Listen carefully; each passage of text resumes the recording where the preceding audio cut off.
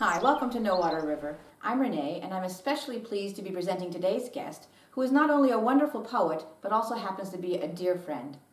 Many of you may know her from her amazing blog, Today's Little Ditty, and in fact, she's here today to read two of her own poems from her anthologies, the Best of Today's Little Ditty 2014-2015 and the 2016 edition.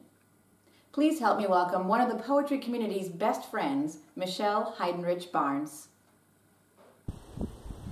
Hi, I'm Michelle Heidenrich Barnes.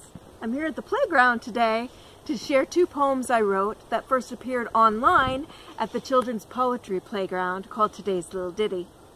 Now they appear in these two books. The Best of Today's Little Ditty Volume 1, 2014 to 2015, and the Best of Today's Little Ditty 2016. Now each of these books contains the work of about 50 poets. But all of these poets responded to the same monthly challenges that appeared on the blog. So the first poem I'd like to read comes from the second volume and was written to a challenge by Amy Ludwig Vanderwater. She asked us to write a poem about a small thing, something you might see every day but don't give much thought to.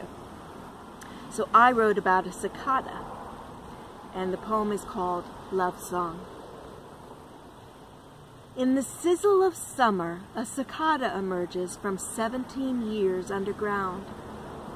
Patience worn thin, he unzips his skin, wriggles and stretches and clickety buzzes to capture the heart of a pretty young thing gossiping in the treetops. Patience worn thin, the seduction begins. He sets the summer on fire. Well, the second poem I'd like to share comes from the first volume, and it was in response to a challenge by Kwame Alexander to write a clerihew. And a clerihew is a short 4-line poem. It's usually funny, and it's about a person.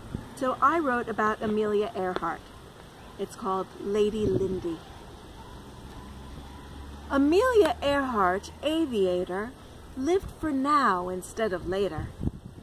Told that girls were not robust, she up and left them in her dust.